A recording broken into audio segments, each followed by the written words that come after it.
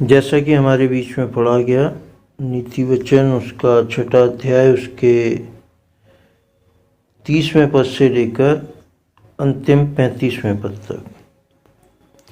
पिछले दिन में हमने यही पढ़ा कि परमपिता परमेश्वर हमें किस तरीके से अपने वचन के द्वारा समझाते हैं कि हम शिक्षा को समझें, आज्ञा को मानें, ताकि हम किसी ऐसे बुरी शिक्षा या बुरी स्त्री या पराई स्त्री, क्योंकि यह स्त्री या शिक्षा लगभग बराबर बताई गई है, क्योंकि जब इज़राइलियों से परमपिता परमेश्वर ने कहा कि तुम व्यभिचार करते हो, तो उनका व्यभिचार क्या था? पराई स्त्री तो जो था सो था, लेकिन मूर्ति पूजा भी था, है ना। यानी कि वो अलग शिक्षा को मानना उन्होंने चालू किया था। तो यहाँ भी परमपिता परमेश्वर हमें आज अपने 30वें वचन से लेकर अंतिम 35वें वचन तक यही समझाना चाहते हैं कि जो चोर भूख के मारे अपना पेट भरने के लिए चोरी करे, उसको तो लोग तुच्छ नहीं जानते। 30वें पद में यानी कि अगर कोई अपने भूख को मिटाने के लिए, अपने पेट को भरने के लिए चोरी करता है, तो भी लोग वाग उसको तुच्छ नहीं जानते। यानी कि उसको यही कहेंगे कि यार क्या किया जाए, उसकी मजबूरी थी, उसने अपनी भूख मिटाने को चोरी करी, है ना। लेकिन अगर फिर भी वो पकड़ा जाए तो उसे क्या करना होगा? 7 गुना भर देना पड़ेगा। यानी कि 7 गुना भर देने से मतलब है कि उसे अपमानित होना ही पड़ेगा। तो मैं तो अपने जीवन में देखता हूँ, मैं आज अपनी गवाही रखता हूँ सभी के सामने से चला था, तो मैंने परमपिता परमेश्वर के आगे विनती करके ये प्रार्थना की थी कि प्रभु, मैं परदेश में किसी से भी 1 रुपया नहीं लूँगा। अब आपकी इच्छा है कि आप मुझे कैसा रखेंगे। और जब मैंने ये प्रण लिया था, और वो दिन है और आज का दिन है कि परिस्थितियां आई, समय ऐसा बार बार आया कि मैं किसी से मांगूं, और बहुत से लोगों ने मेरे को बिना मांगे ही देना भी चाहा कि डॉक्टर साहब, अगर आपको धन की घटी है, पैसे की घटी है, तो आप हमसे 5-10 हज़ार रुपये ले लो। लेकिन मैंने अपने वादे को प्रभु के आगे रखा। मैंने कहा, प्रभु, मैंने आपसे वादा किया है कि मैं चाहे कुछ भी हो जाए उधार नहीं लूँगा, क्योंकि मैंने ये शिक्षा पाई है कि तू उधार मत लेना, क्योंकि जो कोई उधार लेता है वो उधार देने वाले का क्या? दास हो जाता है। और हम किसके दास हैं? मैंने कहा, हम परमेश्वर पिता आपके दास हैं। तो मैंने अपने जीवन में ये देखा, और ये मेरी गवाही है कि प्रभु ने मेरे को कभी नहीं छोड़ा। यहाँ तक कि आज के दिन तक प्रभु ने किसी भली वस्तु की घटी मेरे को नहीं होने दी। मेरी इच्छाएं बहुत बड़ी बड़ी हैं, वो आज तक नहीं पूरी हो पाई, मैं मानता हूँ, क्योंकि मेरी इच्छाएं शायद परमेश्वर पिता की इच्छाओं से मेल नहीं खाती हैं। लेकिन जिन जिन जीवन में उपयोगी वस्तुओं की आवश्यकता इंसान को होती है अपनी ज़िंदगी को चलाने के लिए, उन वस्तुओं की घटी परमपिता परमेश्वर ने कभी भी कमी नहीं होने दी। आज खुदाबाप गवाह है इस बात का कि जो कुछ मैं कह रहा हूँ वो अपने हृदय की सच्चाई से कह रहा हूँ, इसमें कहीं कोई मिलावट नहीं है। क्यों? क्योंकि परिस्थितियाँ तो आई मेरे ऊपर, मैंने बेइज्जती भी सही कि भाई पैसा होता तो ये कर लेते, पैसा होता तो वो कर लेते, हम पैसा ले लेते हैं, हम पैसा उधार मांग लेते हैं। लेकिन मैंने उस अपमान को सह लिया, लेकिन मैंने उधार की तरफ अपनी आंखें नहीं बढ़ाई, या अपने हाथों को उधार देने वाले की तरफ नहीं बढ़ाया, जबकि उधार देने वाले भी बहुत थे जो कहते थे कि डॉक्टर साहब आपको ज़रूरत है ले लो, बाद में दे देना। लेकिन नहीं, मैंने जब आगरा से निकला तो इस बात को अपने मन में ठान के निकला था कि प्रभु अगर तू मेरी जन्मभूमि से तू मेरे को यहाँ से निकाल रहा है, यहाँ से तू मुझे दूसरे प्रदेश में लेके जा रहा है, तो मैं कभी भी, चाहे तू कुछ भी परिस्थिति ले आए, चाहे मुझे भूखा रहना पड़े, चाहे मुझे कुछ भी रहना पड़े, चाहे मुझे अपमान सहना पड़े, लेकिन मैं उधार नहीं लूँगा। और प्रभु का धन्यवाद करता हूँ आज के दिन तक कि प्रभु ने मुझे इन सब बातों से बचा कर रखा। कारण क्यों? क्योंकि मैंने प्रभु की शिक्षा पर भरोसा रखा। उसने कहा तुम्हें लज्जित तो मेरे नाम के कारण होना पड़ेगा, लेकिन तुम्हारी कोई, जिसे कहा जाए कि तुम्हारे को किसी भली वस्तु की घटी नहीं होने दूंगा। लज्जित कहाँ होना पड़ा? कि रिश्तेदारी में होना पड़ा, बहुत सी ऐसी जगह होना पड़ा कि जहाँ भाई डॉक्टर साहब आपकी तो गाड़ी बड़ी पुरानी है, नई क्यों नहीं ले लेते? लज्जित होना पड़ा। हाँ भाई ले सकता हूँ, लेकिन नहीं लूँगा। क्यों? क्योंकि मैं इंस्टॉलमेंट पे, ईएमआई पे नहीं लेना चाहता। वरना ईएमआई पे लेना चाहूँ, इंस्टॉलमेंट पे लेना चाहूँ तो मैं नई गाड़ी ले सकता हूँ। लेकिन मैंने खुदा बाप से वादा किया था और मुझे याद आ जाता था तो मैं साफ मना कर देता था। मैं अपमानित हो लेता था कि भाई ठीक है, मेरे पास पुरानी गाड़ी है, ठीक है, कोई दिक्कत नहीं है, लेकिन मैं नई नहीं ले सकता हूँ। तो ऐसी परिस्थितियाँ आई मेरे जीवन में, लेकिन मैंने प्रभु की शिक्षा पर दिमाग लगाया अपना, क्योंकि उसने कहा कि उधार लेने वाला उधार देने वाले का क्या हो जाता है? दास हो जाता है, गुलाम हो जाता है। क्यों? क्योंकि वो कभी भी आके खड़ा हो सकता है कि दे भाई मेरे पैसे। अगर हमारे पास नहीं है तो हम कहाँ से देंगे? वो कहेगा कि तू ये कर ले, तू वो कर ले, तू गलत काम कर, तू मेरे को तो तू दे। हम क्या करेंगे उस समय? या तो हम गलत काम करेंगे क्योंकि हम तो उसके दास हो गए, हमने तो उसका पैसा ले लिया है। तो हम प्रभु की अगर शिक्षा को समझते हैं और मानते हैं तो हमें प्रभु हर प्रकार से अपनी मदद से पूरा ध्यान रखता है हमारा।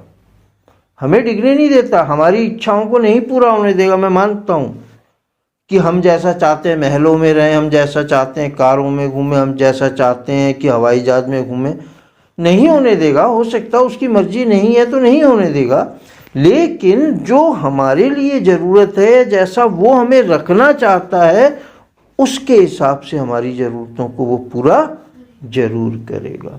तो यहाँ हम प्रभु के वचन के हिसाब से यही समझते हैं कि हम अगर मान के चलो ज़रूरत पड़ने पर उधार लेंगे तो बुरा तो नहीं है, लेकिन वो हमारे लिए फंदा बन जाएगा। जैसे कि अगर एक चोर भूख के मारे अपना पेट भरने के लिए चोरी करे तो बुरा तो नहीं कर रहा वो, क्योंकि उसे पेट भरना है अपना। लेकिन अगर वो पकड़ा जाए तो उसे क्या होगा? 7 गुना भर देना पड़ेगा। और यही हाल होता है उधार मांगने का, कि हम 100 रुपये लेते हैं और हमें 1000 रुपये भरने पड़ते हैं। तो हमें इन बातों पर, प्रभु की शिक्षा और वचन पर ध्यान करना चाहिए। 31वें पद में, 32वें पद में, परंतु जो पर स्त्री गमन करता है वह निर्बुद्धि है, जो अपने प्राणों को नाश करना चाहता है वह ऐसा करता है। अब यहाँ पर स्त्री गमन यानी कि पराई स्त्री को, फिर प्रभु वही वचन को अपने लेके आता है कि पराई स्त्री की तरफ जो व्यक्ति देखते हैं या पराई पुरुषों की तरफ जो स्त्रियां देखती हैं, यहाँ सिर्फ पुरुष और स्त्री वाली बात नहीं है, यहाँ दोनों की बात है। स्त्रियां पराए मर्दों की तरफ मैं देखता हूँ कि बहुत सी चली जाती हैं, क्योंकि उनके आदमी जो हैं कम पैसा कमाते हैं, पराए पुरुष जो हैं ज़्यादा पैसा कमाते हैं, तो वो उनकी कमाई को देख के अपने शरीरों को उनको दे देती हैं और उस पैसे को पाती हैं। और यहाँ बहुत सी जगह देखते हैं कि बहुत से पुरुष जो ज़्यादा कमाते हैं अपने घर में भी देते हैं और पराई स्त्रियों को भी देते हैं अपनी इच्छाओं को पूरा करने के लिए। तो यहाँ दोनों तरफ से प्रभु हमें समझाना चाहता है कि जो पर स्त्री गमन या पर पुरुष गमन करता है वह निर्बुद्धि है, जो अपने प्राणों को नाश करना चाहता है वह ऐसा करता है।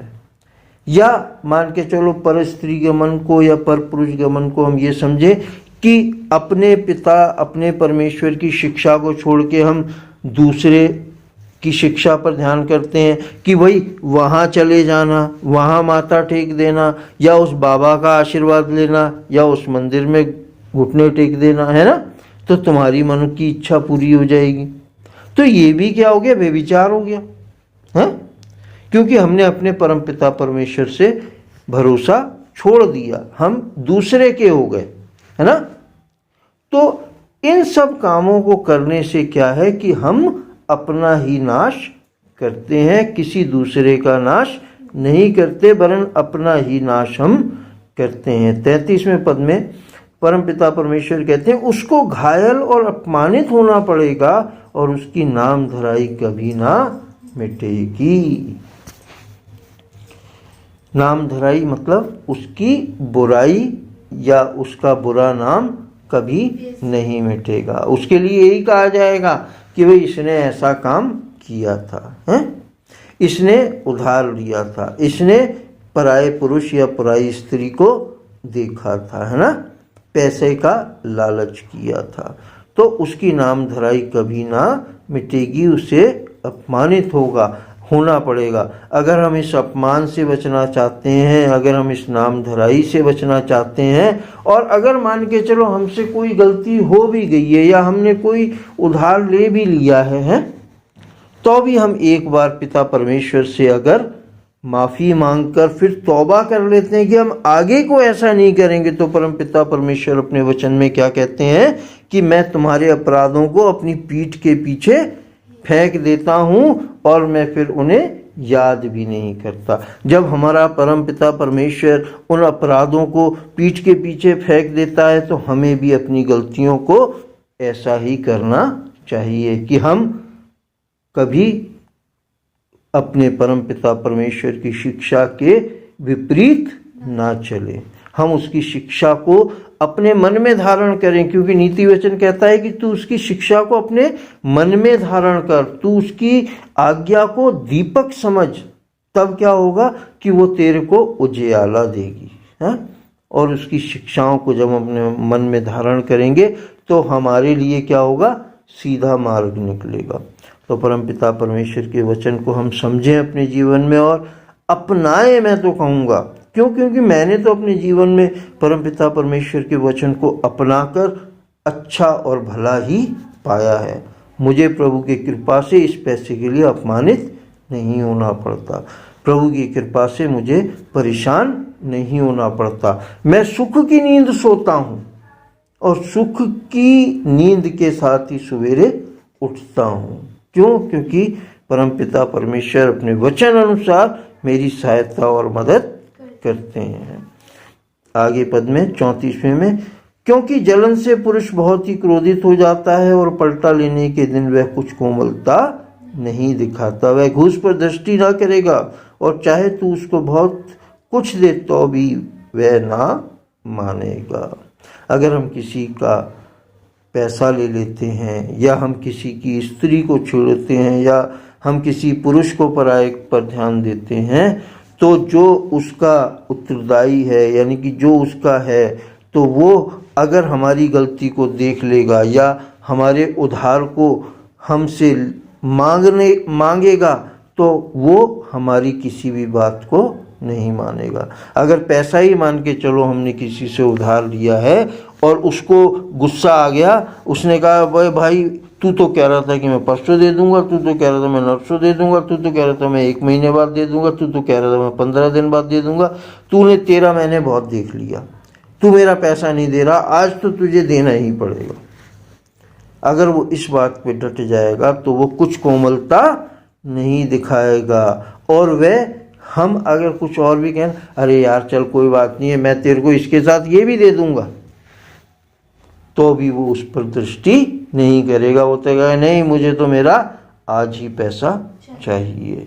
तो हमें इतने बड़े अपमान से बचना है, अगर हमें इतनी सारी विपत्तियों से बचना है अगर, तो हमें अपने प्रभु पिता परमेश्वर की आज्ञा और शिक्षाओं पर मन लगाना पड़ेगा, उसे अपने मन में धारण करना पड़ेगा, हमें उसे अपने गले की कंठ माला बनाना पड़ेगा, हमें उसे दिन प्रतिदिन उस पर ध्यान करना पड़ेगा और अपने जीवन को उसकी आज्ञा और शिक्षा के अनुसार चलाना पड़ेगा।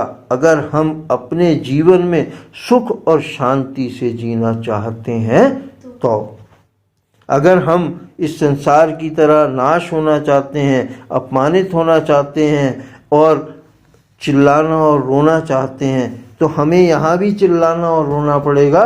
और जब हम पिता परमेश्वर के राज्य में पहुँचेंगे तो वहाँ के लिए भी लिखा है कि मैं उनसे कह दूंगा कि तुमने मेरी आज्ञाओं को नहीं माना, मैं तुम्हें नहीं जानता हूँ। और वो हमें उस जगह पे डाल देगा जहाँ दांतों का पीसना और आहें भरना होगा और आंसू हम बहाते रहेंगे युगानुयुग तक और हमारे को माफ़ी नहीं मिलेगी। तो आज का वो दिन है, आज वो क्षण है कि हम पिता परमेश्वर से अपनी गलतियों को माने, ताकि हम जब उससे आज के दिन में गलतियों की माफ़ी मांगें और आगे नहीं करेंगे उन गलतियों को, तो वो हमारे सारे अपराधों को अपनी पीठ के पीछे डाल देगा और फिर कभी उन्हें स्मरण नहीं करेगा अगर हम भी अपनी गलतियों को नहीं दोहराएंगे। तो पिता परमेश्वर के वचन के पढ़े और सुने जाने पर बहुतायत से आशीष हो। प्रभु अपने वचन अनुसार हम में से प्रत्येक को ऐसी सामर्थ और ताकत दे कि हम पिता परमेश्वर के वचन को अपने जीवन में अपना सकें, लागू कर सकें और उस पर चल सकें, ताकि अपने जीवन में हर दुख तकलीफ से बचे रहें और उसके स्वर्गीय आशीषों को प्राप्त करने वाले बन सकें। प्रभु यीशु मसीह के नाम में आमीन, आमीन, आमीन।